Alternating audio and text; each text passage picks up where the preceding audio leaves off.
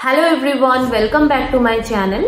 तो आज के आमी भिडियो करब अबाउट कंटिंजेंट कन्ट्रैक्ट। तो कन्ट्रैक्ट निये आमी अलरेडी भिडियो स्टार्ट करेছি। आमी सेटार जन्य একটা আলাদা প্লেলিস্ট রেডি করব যেখানে কন্ট্রাক্ট রিলেটেড সমস্ত ইম্পর্টেন্ট টপিক উইথ এক্সপ্লেনেশন তোমরা পেয়ে যাবে, যেটা তোমাদের আপকামিং সেমিস্টার বা যে কোনো রকমের এক্সাম যেটা ল রিলেটেড সেটা তোমাদের জন্য হেল্পফুল থাকবে। তো আজকে আমি স্টার্ট করব অ্যাবাউট কন্টিনজেন্ট কন্ট্রাক্ট। তো কন্টিনজেন্ট কন্ট্রাক্ট ডিফাইন করছে সেকশন 31 টু 36। তো ডেফিনিশন যেটাতে আছে সেটা হচ্ছে সেকশন 31। তো কন্টিনজেন্ট কন্ট্রাক্টটা কি? কন্টিনজেন্ট কন্ট্রাক্ট হলো এমন একটা কন্ট্রাক্ট যেটা কোনো ফিউচার ইভেন্ট বা ফিউচার সিচুয়েশনের উপরে বেস করে আছে, মানে কোনো সিচুয়েশনের উপরে ডিপেন্ড করে আছে। তো এটার এক্সাম্পল কি? খুব ইজি, আমি দুটো এক্সাম্পল দেব। ফার্স্ট হচ্ছে ধরো ইন্স্যুরেন্স কোম্পানি। ধরো আমি একটা হেলথ ইন্স্যুরেন্সের কোম্পানির থেকে কোনো রকম স্কিম নিয়েছি। এবার হেলথ ইন্স্যুরেন্স কোম্পানি আমাকে বলেছে যে যদি আমি অসুস্থ হই তবেই কিন্তু সেই কোম্পানি আমাকে টাকা পে করবে। তো এখানে একটা সিনারিও বা এখানে একটা সিচুয়েশন চলে আসলো, যদি আমি অসুস্থ হই তবেই কিন্তু আমাকে ইন্স্যুরেন্স কোম্পানি টাকা পে করবে। এটা একটা এক্সাম্পল।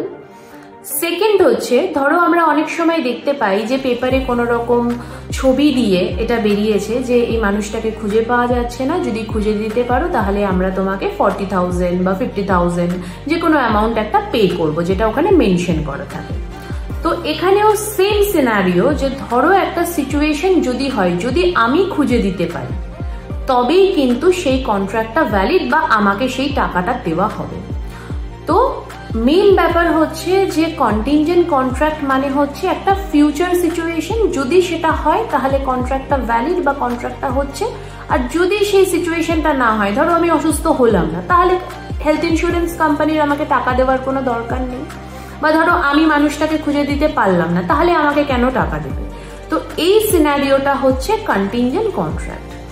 এটা হচ্ছে দুটো পার্টির মধ্যে খুব সুন্দর একটা ফেয়ারনেস বা কন্ট্রাক্টের যে একটা ফেয়ারনেস সেটা বজায় রাখতে হেল্প করে। এবার হচ্ছে সেকশন 32 টু 36। এই সবকটার মধ্যে যে ডিফাইন করা রয়েছে, ফার্স্ট যেটা আমি অলরেডি বললাম যে হ্যাপেনিং অফ অ্যান ইভেন্ট, একটা সিচুয়েশন হতে হবে। দেন হচ্ছে নন হ্যাপেনিং অফ অ্যান ইভেন্ট।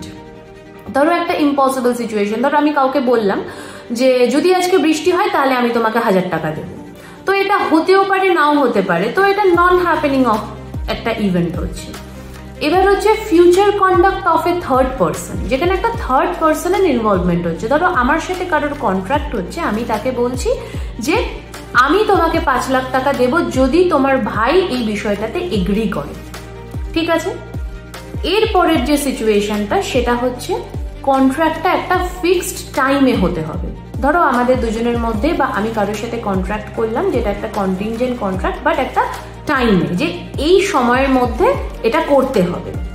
তো সেটা হচ্ছে একটা সিনারিও কন্টিনজেন্ট কন্ট্রাক্টের। আর লাস্ট হচ্ছে যেটা ইম্পসিবল ইভেন্ট, যেটা হওয়া পসিবলই নয়, সেই সিনারিওতে একটা কন্ট্রাক্ট ভয়েড হয়ে যায়।